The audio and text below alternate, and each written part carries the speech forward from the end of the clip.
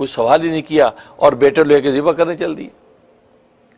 وہ اپنا بیٹا ذبح کرنے کے لیے چل دیا اللہ کے امر کو پورا کرنے, اور تم سے ایک گائے ذبح نہیں ہوتی اور اس پہ 100 سوال کرتے ہو.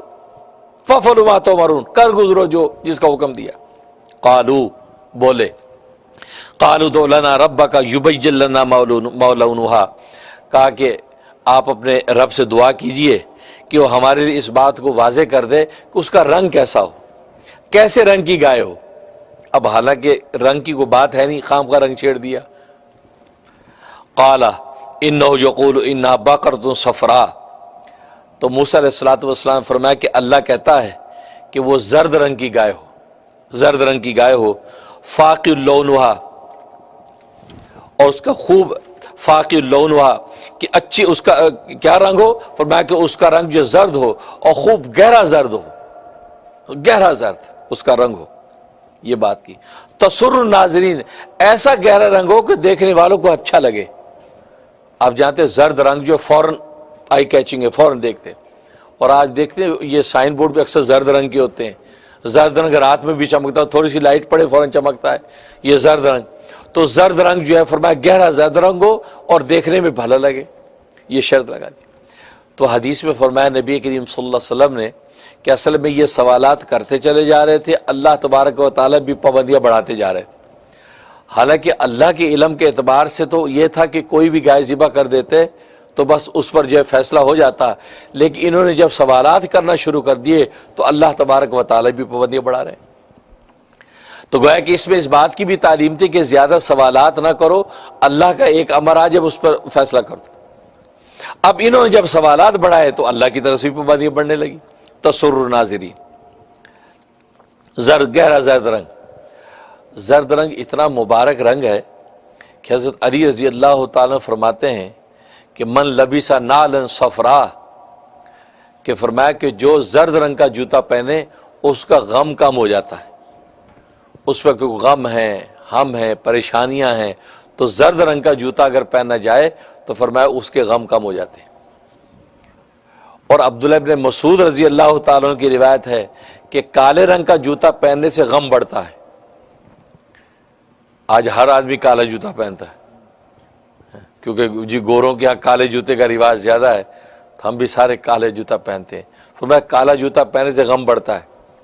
اور فرمایا زرد رنگ کا جوتا پہنو, اور ظاہر زرد رنگ عام طور پر چمڑے کا اوریجنل رنگ بھی زرد, گہرا زرد ہی ہوتا ہے, اور بعض چمڑے ایسے یہ کیمیکل سے سیٹ کر دیے جاتے ہیں وہ زرد رنگ ہوتا ہے.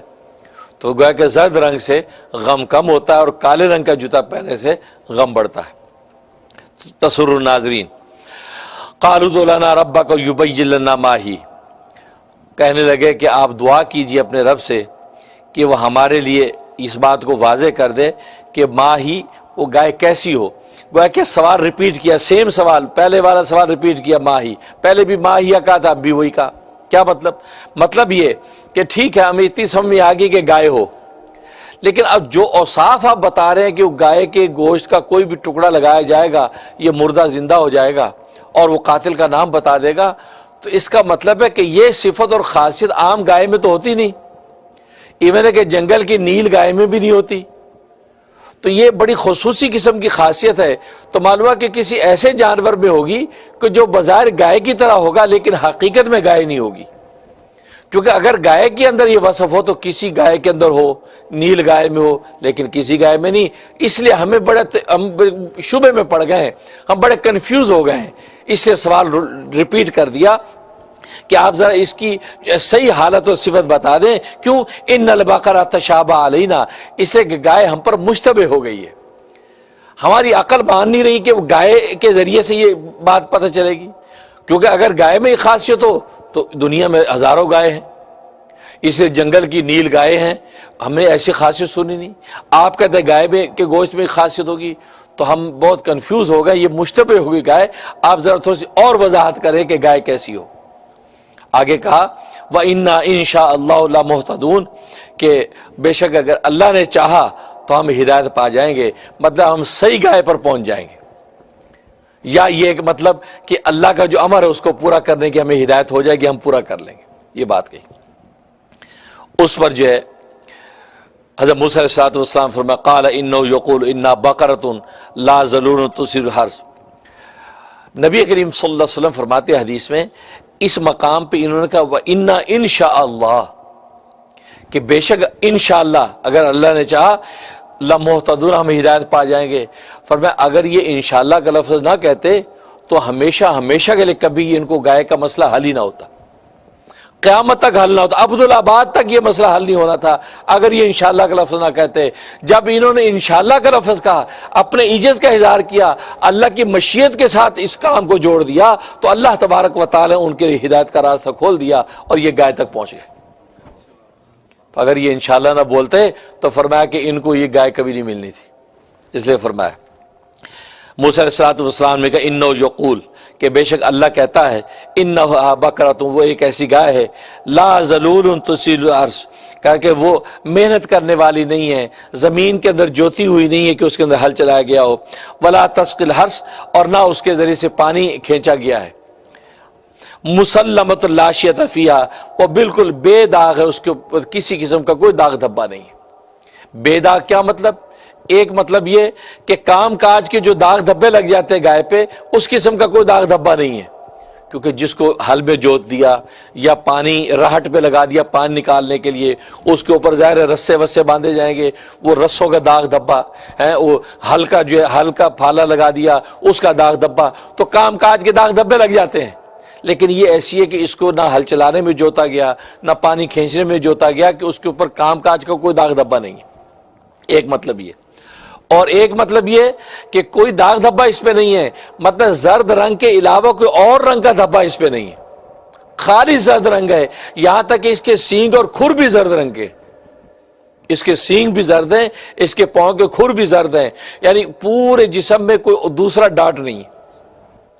ایسی جیسے بس اوقات جیسے چیتا ہے، اس کے وہ زرد رنگ کا چیتا تو اس کے اوپر دوسرے رنگ کے ڈاٹ بھی ہیں، سفید ہے تو کالے ڈاٹ ہیں، تو فرمایا کہ یہ مسلمۃ لا شیۃ فیہا اس کے اندر کسی قسم کا کوئی داغ دھبا نہیں۔ اور یہ جو ٹکڑا ہے مسلمۃ لا شیۃ فیہا، اس کے اندر یہ خاصیت ہے کہ اگر انسان کی جلد پر اور چہرے پر داغ دھبے آ جائیں، جیسے کیل مہاسے آ جاتے ہیں، چھائیاں آ جاتی ہیں، تو یہ آیت جو ہے اس کو اگر 101 دفعہ پڑھا جائے اور پڑھ کے زیتون کے تیل کے اوپر مل کے دم کر کے وہ زیتون کا تیل اور چھائیوں پر داغ دھبوں پہ لگائے تو اللہ تبارک و تعالیٰ جلد کو داغ دھبوں سے صاف کر دیتے۔